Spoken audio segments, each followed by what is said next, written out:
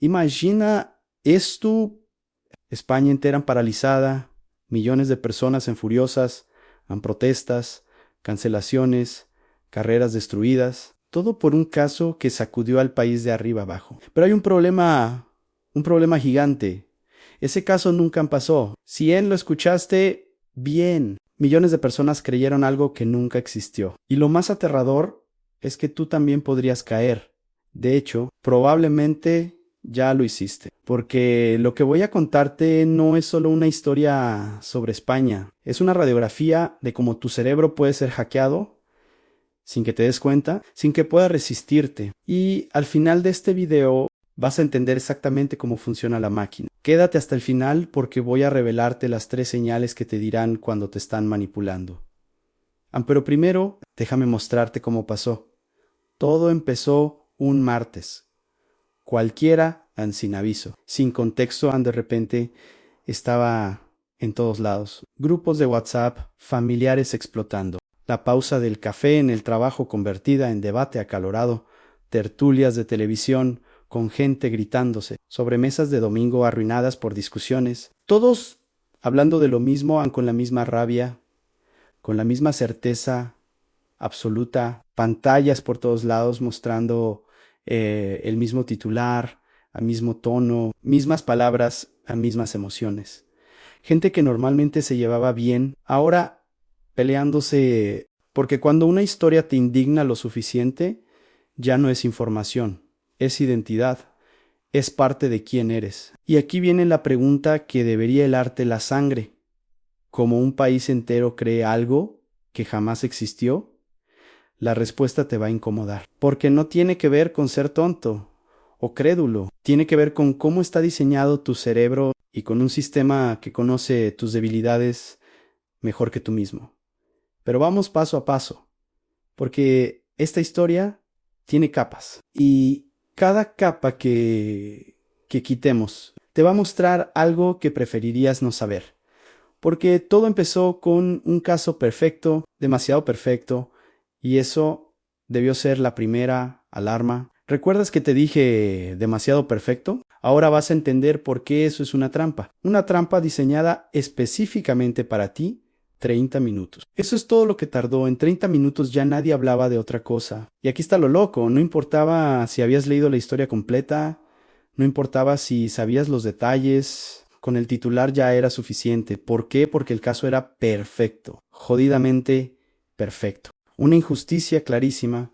Una víctima que cumplía todos los requisitos para que la quisieras proteger. Un villano diseñado a medida para que lo odiaras con cada fibra de tu ser en sin grises. Sin dependen, sin matices, molestos en blanco o negro. Bien o mal nosotros contra ellos. Y eso en redes y medios funciona de puta madre. Escúchame bien, porque esto es clave. La víctima tenía nombre, tenía rostro, tenía lágrimas que podías ver. El villano tenía antecedentes perfectamente documentados.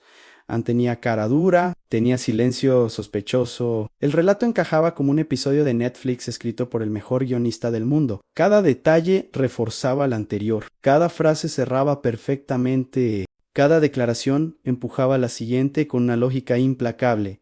Y ahí estaba la trampa.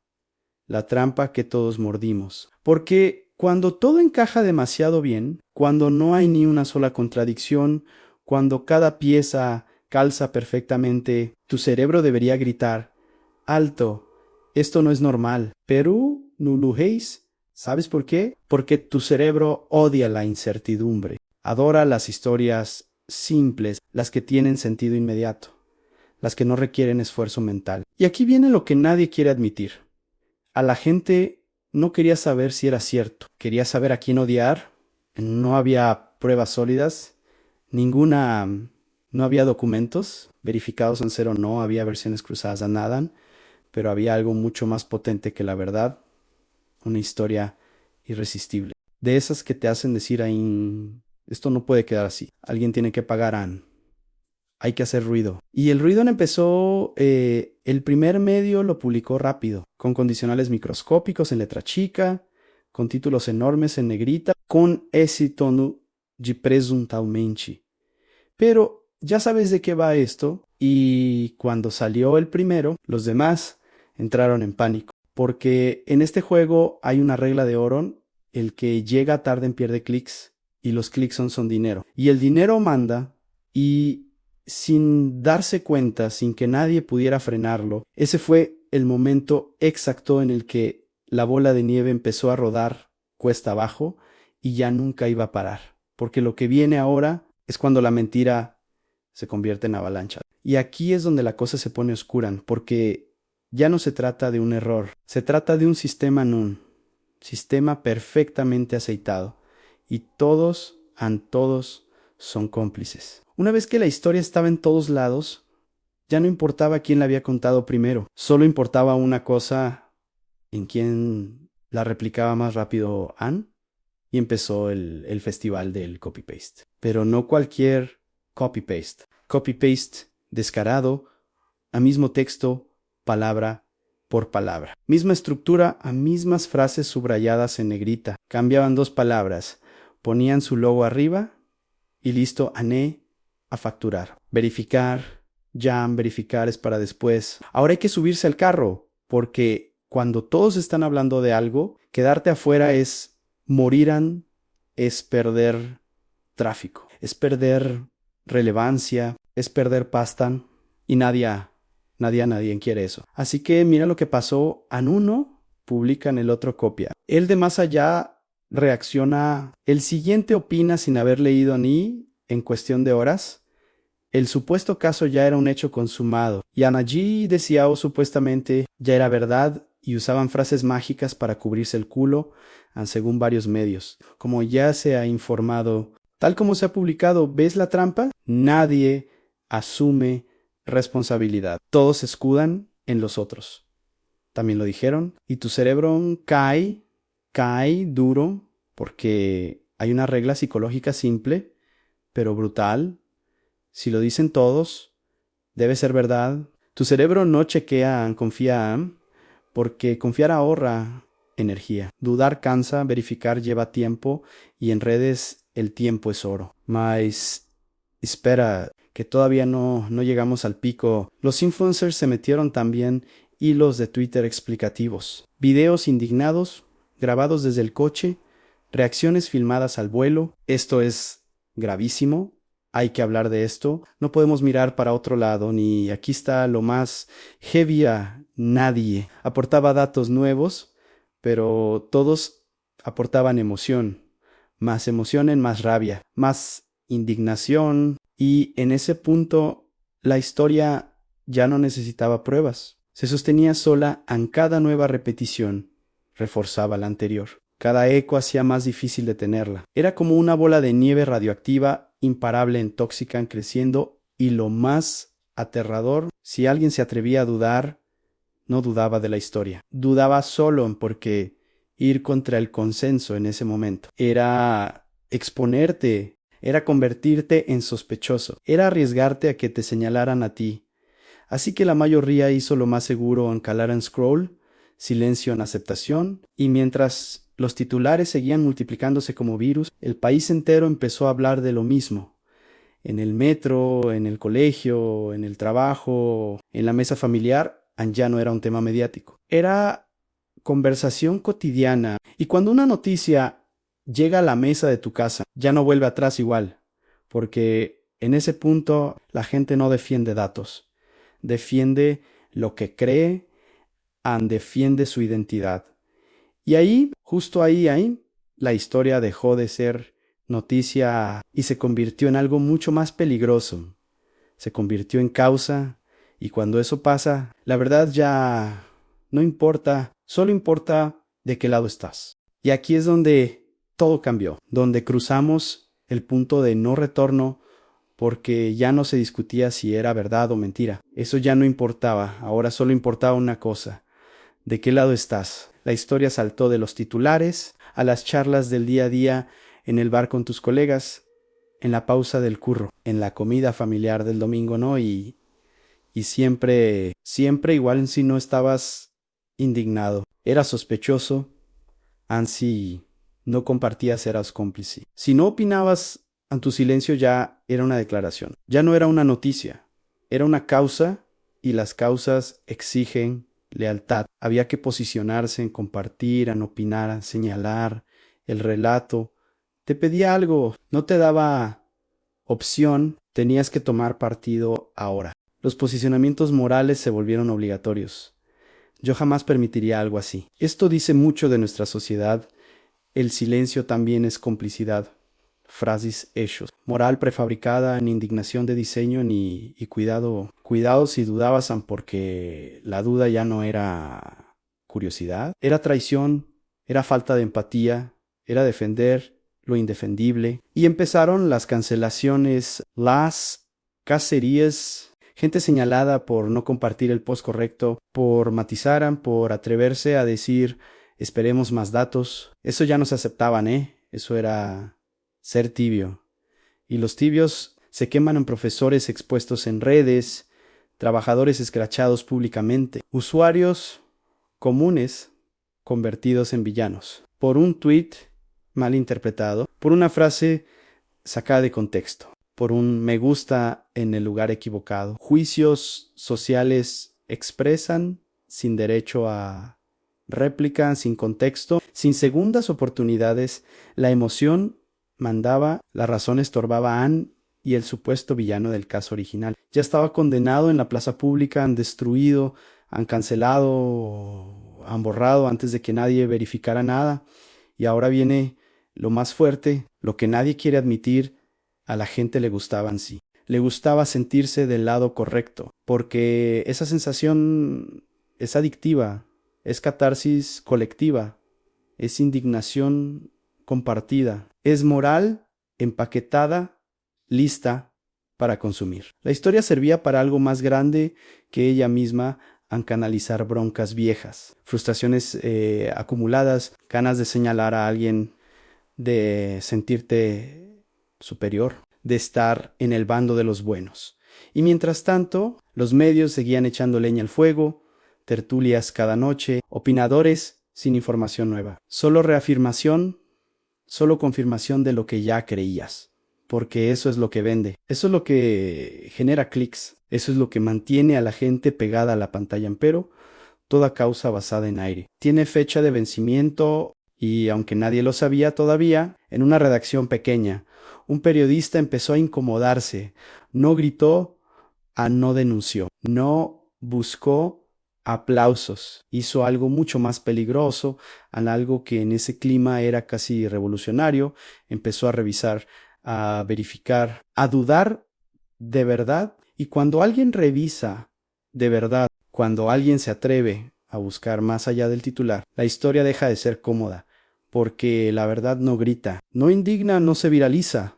La verdad simplemente no encaja. Y esa fue la primera grieta, la grieta que iba a romperlo todo. El periodista no salió a Twitter, no pidió aplausos, no buscó convertirse en héroe. Hizo algo mucho más molesto, algo que el sistema odia. Empezó a dudar en silencio. Releyó la primera nota, después la segunda, después todas una por una, con calma, con atención y empezó a ver cosas raras, fechas que no coincidían, declaraciones que se repetían palabra por palabra en medios diferentes. Fuentes que citaban ella y otros medios, que citaban a otros medios, que citaban a otros medios. Un círculo infinito de referencias vacías a nada sólido.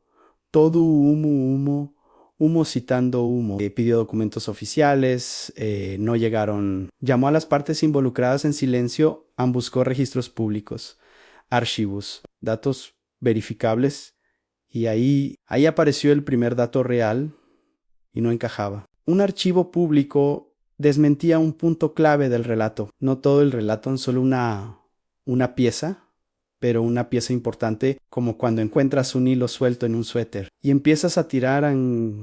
Siguió tirando y salieron más. Correos que contradecían testimonios, registros que mostraban otra historia, contradicciones pequeñas pero acumulables. Y la historia no se caía de golpe, se desarmaba despacio, pieza por pieza, como un castillo de naipes en cámara lenta. Cuando publicó, no fue escandalosa, no hubo titular gritado, no hubo acusación directa, no hubo fuegos artificiales. Fue una nota fría llena de condicionales, de según documentos oficiales, de no consta en registros, de las fechas no coinciden con puro periodismo, sin emoción, sin indignación, sin epicao. Solo han datos. Y la reacción fue mínima, casi inexistente, porque la verdad llegó tarde y sin ruido.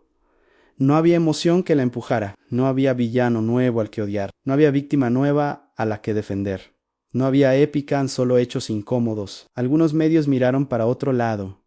Otros dudaron en privado, pero no corrigieron en público. Nadie quería ser el primero en admitirlo, porque desarmar la historia era desarmarse a uno mismo era admitir que habían fallado, a que habían mentido, que habían destruido reputaciones sin verificar y eso no. Si Hayes, el público, cansado de tanta bronca, ya estaba pasando otra cosa. Otro escándalo, otra indignación, otro villano, el algoritmo también.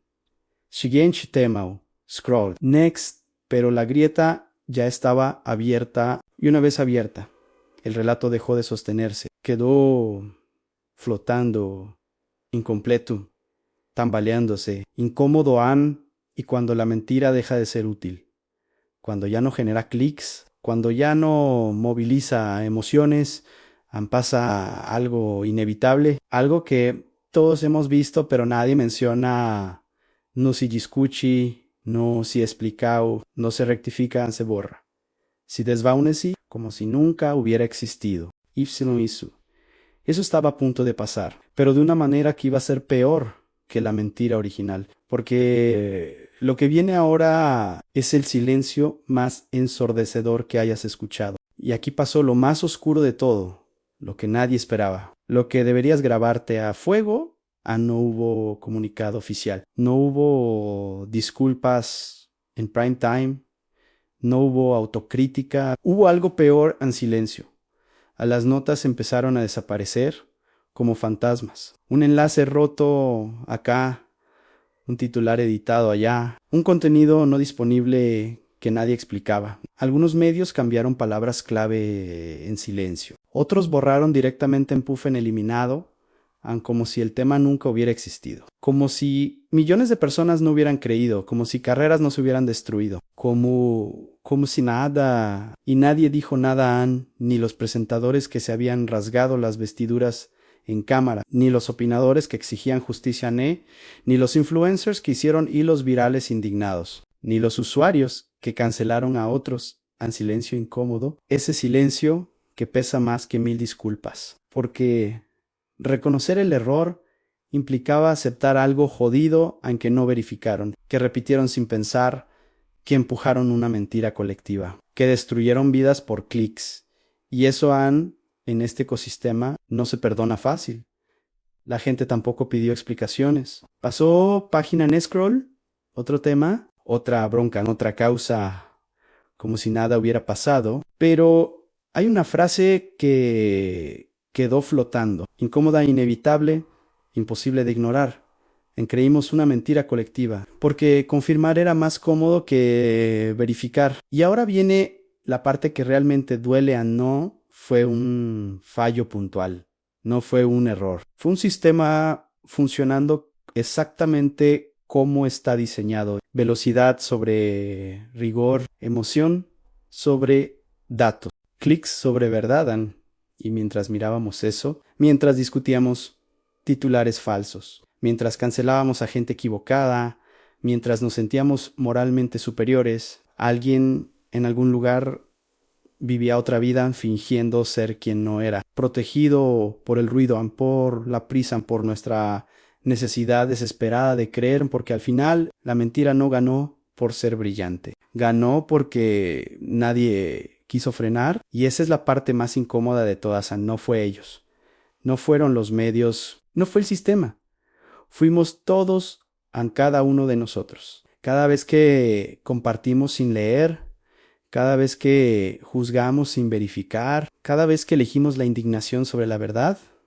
¿Y la próxima vez? Porque habrá una próxima vez cuando una historia te haga enojar antes de que termine de explicarse, cuando todo encaje demasiado perfecto, cuando hay un villano diseñado para odiar y una víctima diseñada para proteger. Acordate de esto, Ansi te pide emoción inmediata. Probablemente no quiera que pienses y ahí, y justo ahí, en ese momento de rabia instantánea, empieza el próximo caso. El próximo relato, la próxima mentira en que España entera va a creer sin que haya pasado a la pregunta es, ¿esta vez vas a frenar o vas a ser parte de la avalancha otra vez? La elección siempre fue tuya.